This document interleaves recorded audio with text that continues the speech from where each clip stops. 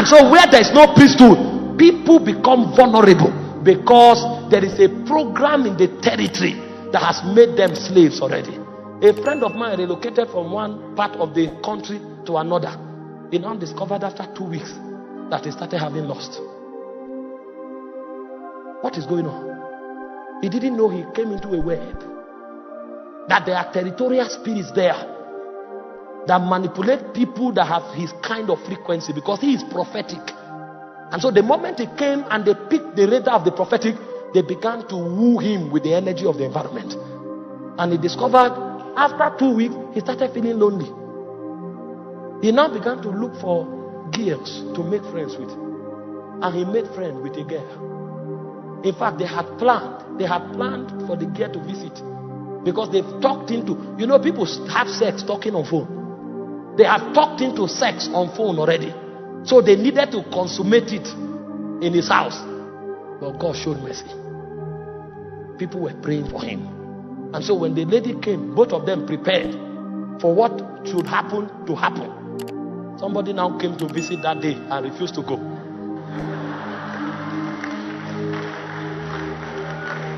As the lady came in, they started talking, about to fall into the grave. He said, I saw a young man that is void of understanding. He said, he has gone the way of the strange woman. And he said, no one that goes that way returns. No one that takes that path returns. He was about to join in the path of no return. But prayers have been made. Prayers. And so somebody from nowhere came to the house and sat down and wouldn't go. That day God took advantage of his appetite for stories, and they kept talking stories. My friend was angry. He wanted to stab the brother, but the brother was his salvation. After a while, the weight of iniquity broke and he started weeping. When the lady left, he knelt down, confessed, and was rededicated. Prayer created another algorithm, a counter programming that diffused what the devil planned. Because the devil had everything in place. But when men pray, oh my God, when men pray, the power to shut darkness is activated. Sometimes you will be helpless, but prayer will help you. I was in a club, a pastor. I had the destiny of an apostle, but before I entered my calling, the devil had a program and manipulated my way into the club. And when I stood in the club, I had taken a bottle of Baron Devar, and I heard from the wall, the wages of sin is death. What gave the wall the power to speak was the prayer of my mother. He said, this one will serve you. Not one hair from his head will fall to the ground. So because of that prayer, even when I wanted to go the way of iniquity, I couldn't anymore, because I was a burnt offering. The one who had legitimate authority over me burnt me on the altar as a sacrifice to God.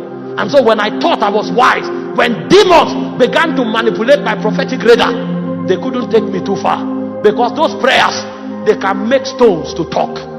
They can make walls to talk. If men who rise to help you, even inanimate objects, will suddenly come alive to save you.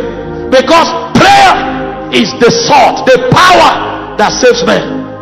Anywhere prayer is withdrawn, anywhere priesthood is withdrawn, a people are about to perish. When Hannah said there was none holy as the Lord, she knew what she was saying. There's an intelligence locked in God to bring creation under government that the devil can never know. And that intelligence is quickened when prayer is at work. And so individuals are saved by prayer. Some of you who are serving God here, you think it's because you are wise. No. Some of you, your parents were even godless, but they were intercessors of Kenya 15 years ago that said, Lord, in the days when you visit Africa, remember Kenya. We don't know when you will come, but when you choose to visit Africa, remember Kenya. And because of their prayers, you were numbered. Hope you know that we are saved today because Abraham saw us. He said, Abraham your father saw my day and he rejoiced in it. Intercessors begat us on the altar. That's why today you were just going to watch football and somebody told you an evangelist is coming, and you entered there, you heard the gospel and repented. You think it just happened like that? No, that was a program. Your steps has been manipulated. How you met that boy, how you were invited, how you accepted, how you came to the altar call, all of that were the tears of the intercessors. Because when the intercessors were crying, they were not just crying, they were burning. You see, as soon as Zion travailed, she brought forth her children. You are the offspring of the intercessors of ages past. And so when a nation is about to be saved, intercessors must rise.